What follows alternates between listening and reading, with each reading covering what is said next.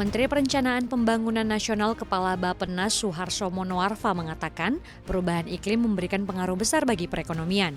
Diproyeksikan kurun tahun 2020 sampai 2024, perubahan iklim menyebabkan potensi kerugian negara hingga 544 triliun rupiah.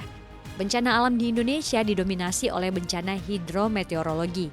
Suharso mengatakan setidaknya kerugian akibat bencana tersebut mencapai 22,8 triliun rupiah per tahun dan menimbulkan korban jiwa 1.183 orang dalam 10 tahun terakhir. Suharso menambahkan, munculnya kondisi iklim seperti sekarang ini salah satunya dipicu oleh aktivitas manusia yang tak mempertimbangkan keberlanjutan lingkungan.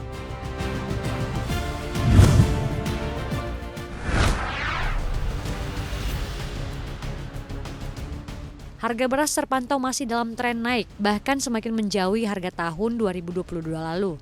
Panel harga Badan Pangan menunjukkan harga beras medium pada 21 Agustus 2023 naik Rp50 ke Rp13.450 per kilogram dan beras premium bertengger di Rp14.450 per kilogram. Terpantau sejak awal bulan Agustus 2023, harga beras medium terus bergerak naik dari sebelumnya Rp11.950 per kilogram pada tanggal 1 Agustus hingga kemudian ke level Rp12.000 per kilogram di tanggal 12 Agustus. Begitu juga dengan harga beras premium, terpantau merangkak naik sejak awal bulan Agustus 2023. Dari sebelumnya Rp13.620 pada 1 Agustus dan terus naik sampai ke Rp13.730 per kilogram.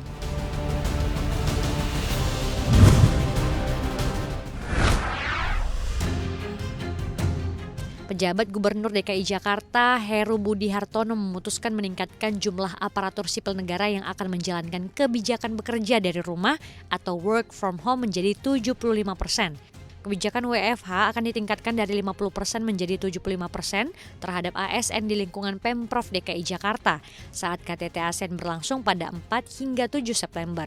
Menurut Heru, selain untuk menekan polusi udara, kebijakan WFH juga diterapkan untuk mengurangi kemacetan di Jakarta, khususnya saat KTT ASEAN dilaksanakan.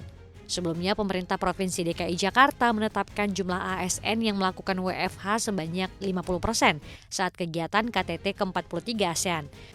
Adapun Heru menjelaskan, uji coba WFH terhadap ASN dilakukan selama 3 bulan, mulai 21 Agustus sampai dengan 21 Oktober dengan skema 50% WFH dan 50% bekerja secara fisik. ASN yang dikecualikan dari kebijakan WFH, yakni yang bersinggungan dengan layanan publik seperti pegawai di rumah sakit dan sekolah.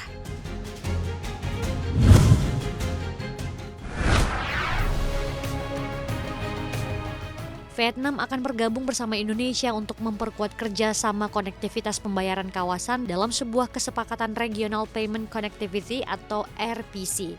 Kesepakatan ini akan direalisasikan saat menghadiri ASEAN Finance Ministers dan Central Bank Governors Meeting kedua yang digelar pada 25 Agustus 2023. Kesepakatan kerjasama dalam bentuk penandatanganan nota kesepahaman atau Memorandum of Understanding ini akan menjadi langkah awal untuk menjalin kerjasama KRIS, Fast Payment, RTGS, API, API, hingga Data Framework. Sebelum dengan Vietnam, Bank Indonesia bersama Bank Negara Malaysia, Bank Sentral Filipina, Monetary Authority of Singapore, dan Bank of Thailand telah lebih dahulu sepakat untuk memperkuat dan meningkatkan kerjasama konektivitas pembayaran di kawasan.